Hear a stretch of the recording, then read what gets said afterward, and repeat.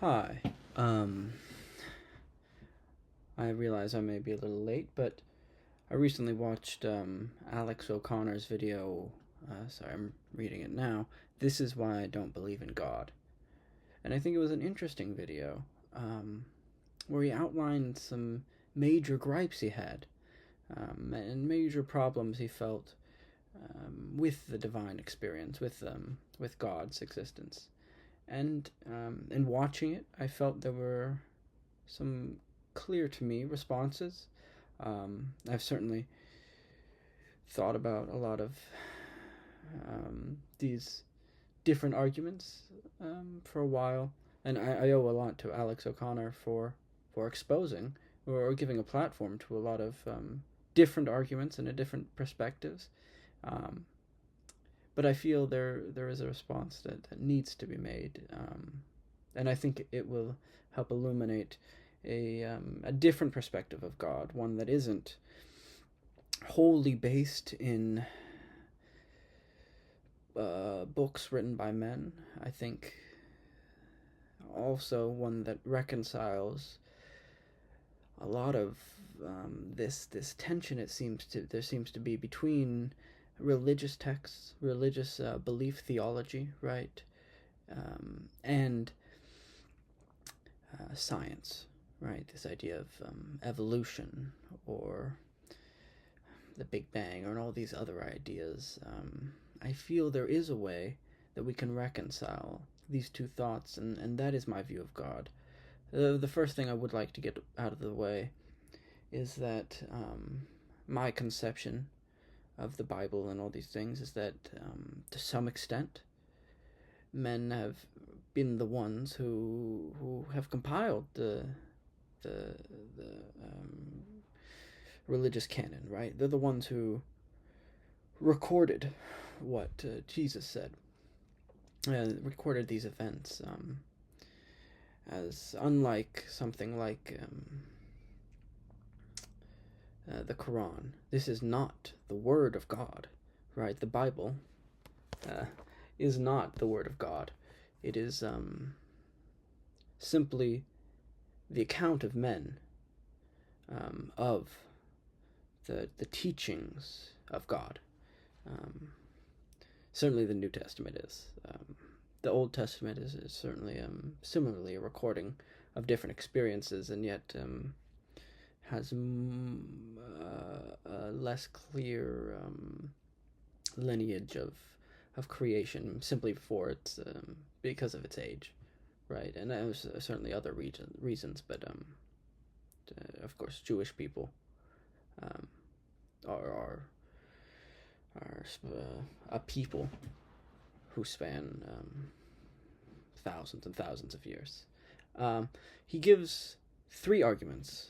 Alex O'Connor gives three arguments. The first one is the argument of the hiddenness of God. Divine hiddenness is the, I would say, more colloquial term for this argument. The second argument he gives is the geographical distribution of religious belief, specifically belief in Christianity as opposed to other religions. And then the third argument he gives is gratuitous suffering, the argument of gratuitous suffering, this idea that gratuitous suffering should not exist as if there is a God, right? And this is also, again, generally described as the problem of evil, although there may be an argument to be made that there's a slight difference between gratuitous suffering and the problem of evil. Well, over the next three videos I will make, I'm going to try to refute each one of these three ideas. I think he gives them a very, very interesting and in-depth and clear and certainly a logical explanation of these three ideas. But I will try my best to refute them in a way in which I feel has not been done in the past. And that's my main point to do. So he outlines three premises in his first argument, which is divine hiddenness, which is the one I will be going over today. First, God is all-loving. Second, that non-resistant, non-belief won't happen if God is all-loving. Third, non-resistant non-belief does exist, and the conclusion is, so no perfectly loving God exists, and so the Christian God does not exist, right? This doesn't preclude other gods, which may not be perfectly loving or perfectly caring about all of us, although my response will be focused on the perspective of the Christian God. First premise I would like to refute. First of all, God is all-loving. Now, I agree with this premise. I do. I think his interpretation, though, and his sort of implicit explanation of what that means is slightly incorrect from my view. God is often referred to as a father. I think often we go over this. We gloss over this as if it's meaningless, right? As if it just means he's older than us and maybe is the father of us, right? And so we are his progeny in some respect. But I think this often overlooked word and turn of phrase is actually very important. In thinking about this argument, I think about the perfect father, right? The perfect father throughout your life, as a human being, as a man or as a woman or as a person, right? What do you want your father to be? Well, when you're a kid, he should teach you values. He should teach you morals. That's true. You should make sure you stay on the path, help you explore certain things, right? But certainly I think punishment is part of being a father. To avoid that would be to raise a spoiled child, of course. Of course, over-punishment of a child would create other issues. And I think as we age, right, we would want our father to take a less large and substantial role in our life, right? I think that makes sense. And I think that's the most obvious way. And the most, I would say, genetically or evolutionarily beneficial way, right? As we are young, we learn these morals, we feel as if our father knows all. We get to maybe 17, 18, we rebel a little bit, push away. And then as we're 20 and 30, I think we start to live our own life separate from our father. And certainly maybe later in our life we reconnect with our father more. And I think maybe not reconnect, but you understand at least where your father was coming from that whole time. And so, as a 20-year-old, right, would you want your father to keep trying to give you the solution to all your problems? Right? Does that feel like maybe not what you want, but do you feel that is the correct role of a father? Right? Do you feel like that's what a father's supposed to do? If you were to imagine the ideal father, is that what they would do? No, I don't believe so. I think that would, again, stop you from solving your own problems, from learning, from becoming your own person. And so, this idea of an all-loving God is not one who just solves all your problems for you, right? It is, however, one who, if you were to ask for help, would help you. And I think this is, again, also one thing I would like to make clear. If I asked my father, although I don't have a father, but if I was to have a father and ask him, could you help me sharpen my pencil? Do you think the response should be, of course, I'll help you sharpen your pencil? Or would it be, well, it seems like you have the pencil sharpener, seems like you have the pencil. I know I've taught you how to sharpen a pencil in the past. I know I've told you that. I know you know this information.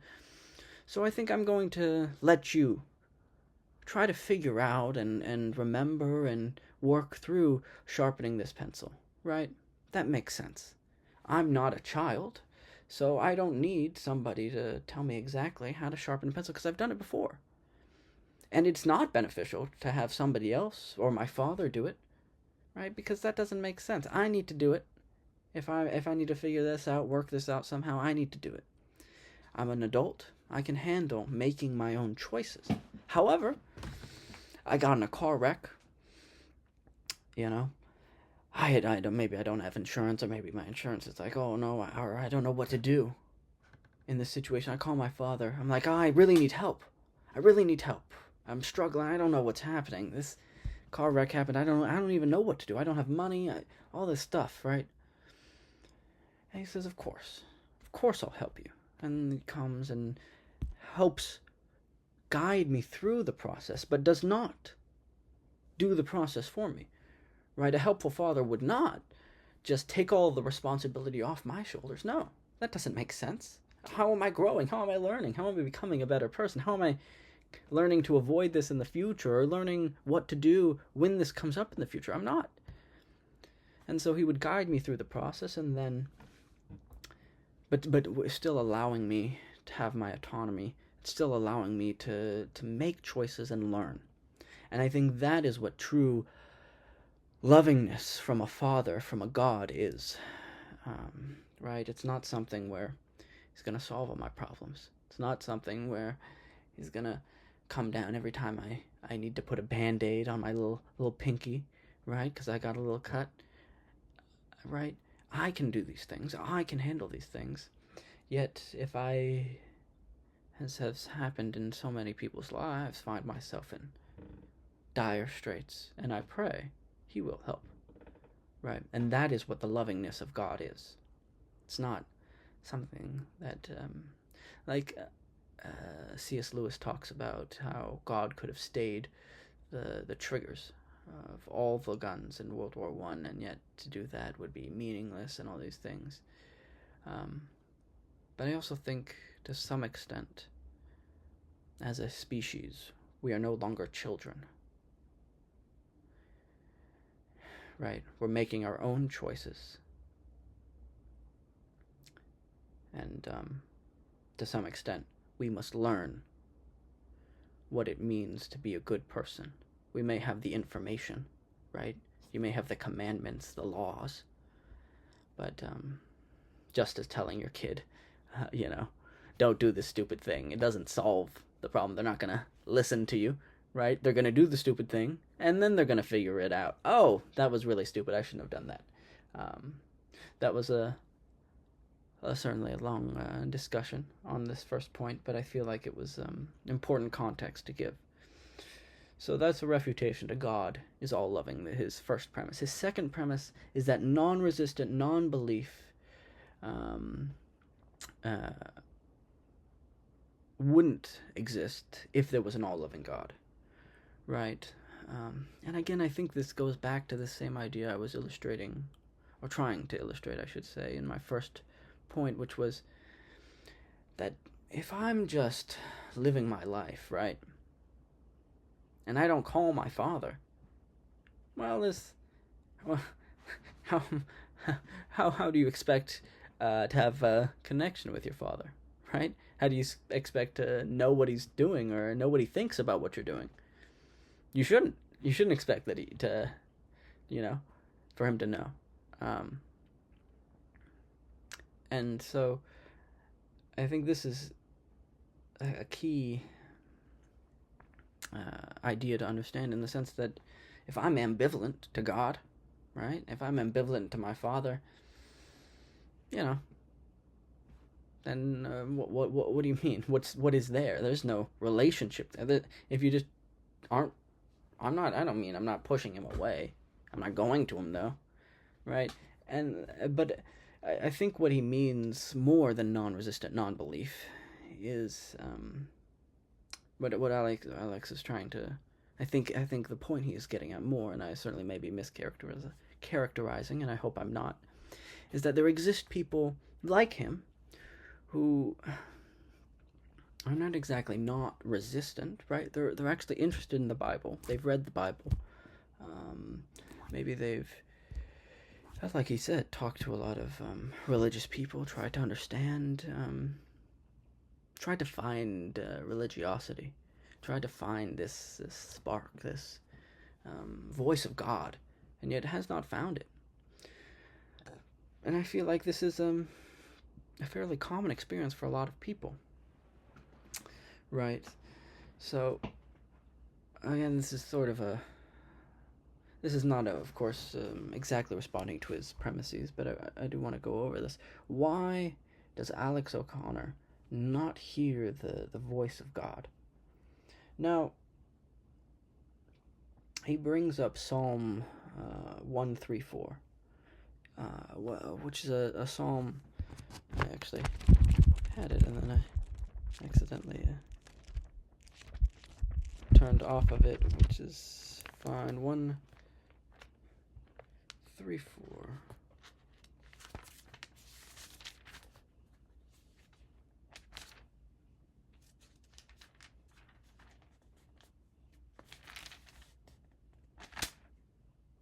Maybe yes. Sorry, 139. Yeah, so it's a psalm which talks about how God knows us all, that He reaches around, reaches through all of us, and He can see our souls, right? But I think a big portion of this that he sort of doesn't bring up is the final two lines, in which the book reads, "Search me, O Lord, and know my heart. Try me, and know my thoughts, and see if there be any grievous way in me, and lead me in the way of everlasting."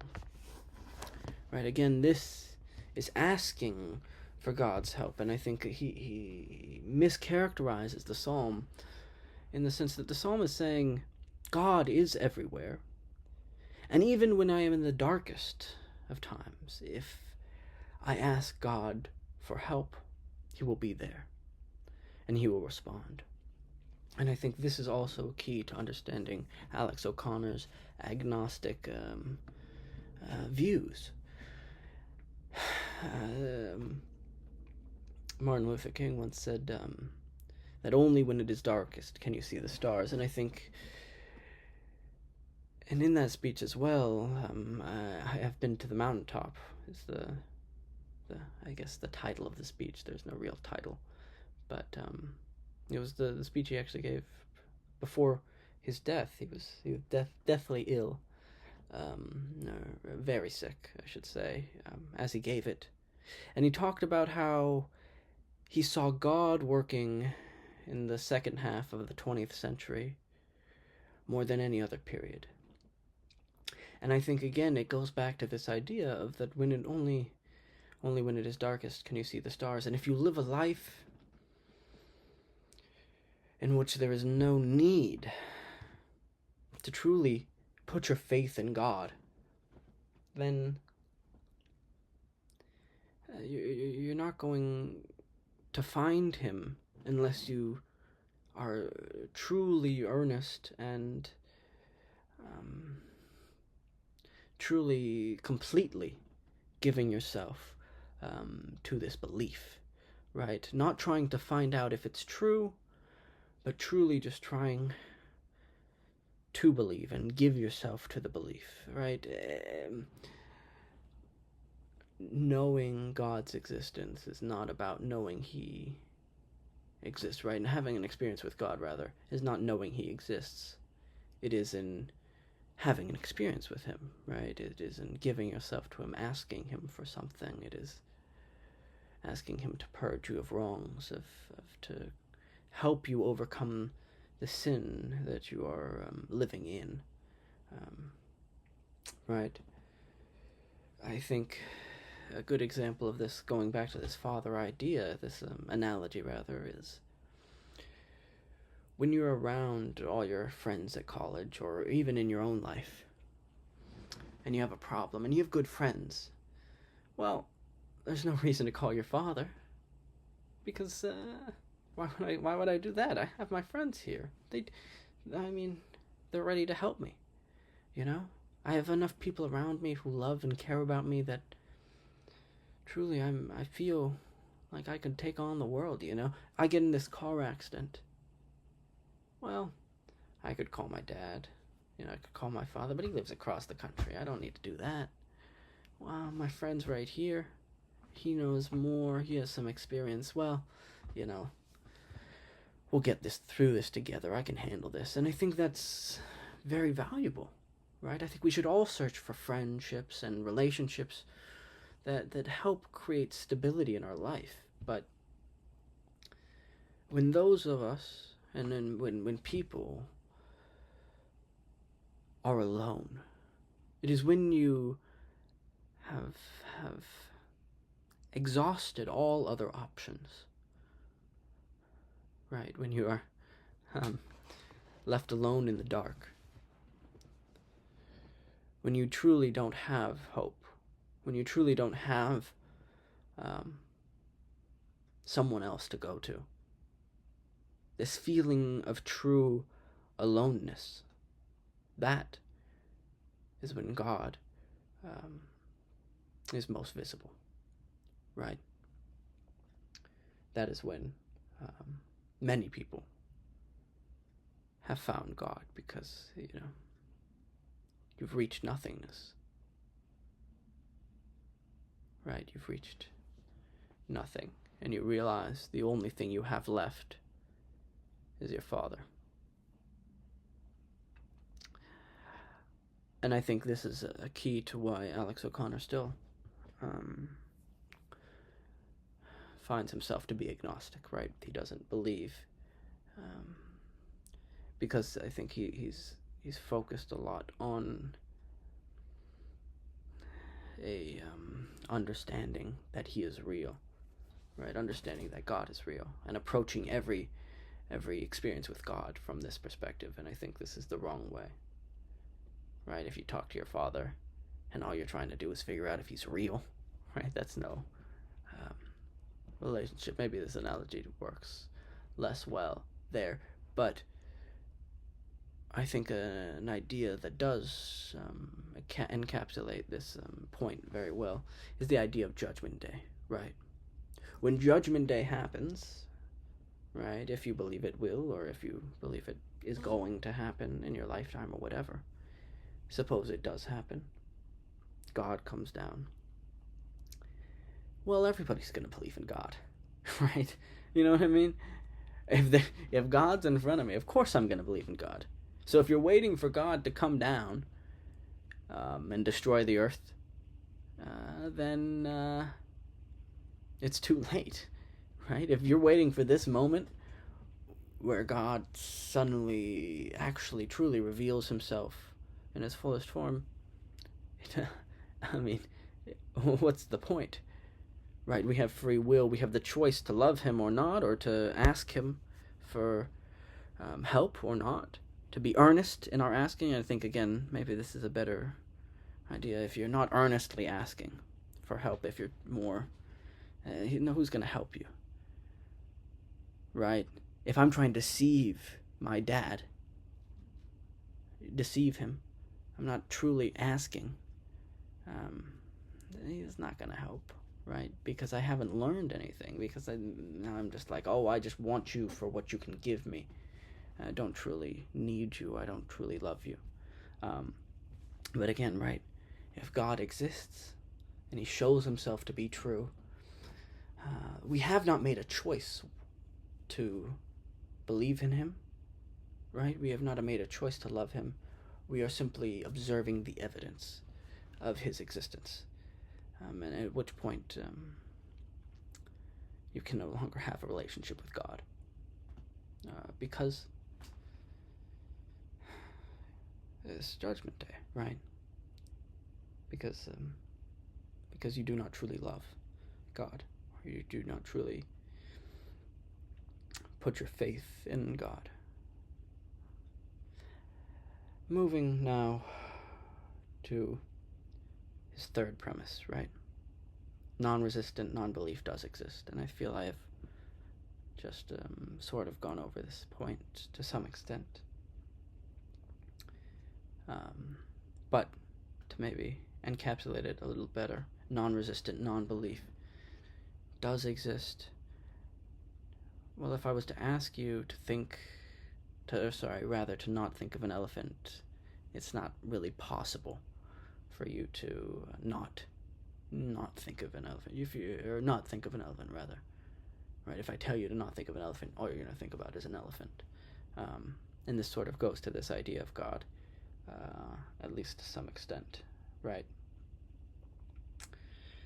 If you are thinking about it, you will have some sort of leaning, right? You're going to have some sort of thought on the idea, right? It's very, I would say it's impossible to be truly ambivalent about something, to truly not care at all about something, unless you don't know, right? Unless you haven't thought of it at all. I would say that's the only non-resistant non-belief there is, right?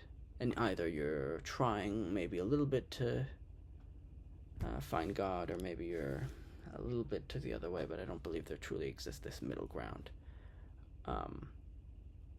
And again, I want to sort of be clear on this point, that just because you maybe want God to exist, or you want to have a relationship with God, if you're not truly earnestly asking, right, what will come of it? Nothing. And if you're truly not asking for help with something that you can't deal with yourself, then again, what relationship are you asking for? Just where he's there, right? You must be asking for something, or trying to grow in some way, right? Because if you're not trying to grow or change or become better in any way, and asking for God's help in that, then he shouldn't be in your life, right? Would you want your dad to be in your life? Rather, to be talking to you every day? Well, I should be clear. Do you think the ideal father that would create the most strong, independent, and ideal human being would be calling the person every day, calling you every day, just to, see how things are doing? That doesn't really follow. That doesn't help you in any way. So if you're not trying to become better, not asking God for help in that, then there's no relationship to be had with God. And I think it may be true, and of course I cannot speak to his true beliefs, but I believe that Alex O'Connor has not come to God and asked earnestly and completely with conviction and without malice or belief in or with a bent of deception, in the sense that he's more focused on simply finding out the existence, and earnestly asked to be improved in some way, to be shown some better future, to be shown some new knowledge, right? I think that may be something he's missing, and I pray that he does find God, and that it is not at a moment in which he is in complete despair, but is instead at a moment in which he can continue to hopefully have the support, I believe, or it seems at least from what I've seen, the belief I have at least that I hope he finds God in a moment in which he still has support from those around him, and not in a moment of, like I said, complete loss and despair. Or, like many people, he will go through life without either of these moments, without an earnest hope to improve and to ask God for help in that, or and without a moment of complete despair in which he has nowhere else to turn but God. And I think this is often the experience of people, certainly now that we live in such a safe and easy to live in world, and certainly in comparison to 10 years before, and 10 years before that, and 10 years before that, and so on.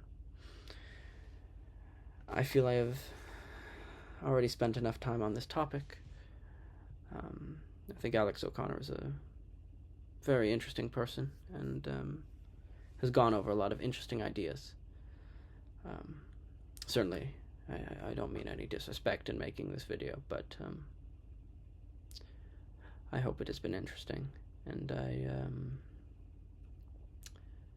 I will go over his other two arguments in my next two videos, those being geography and the problem of evil.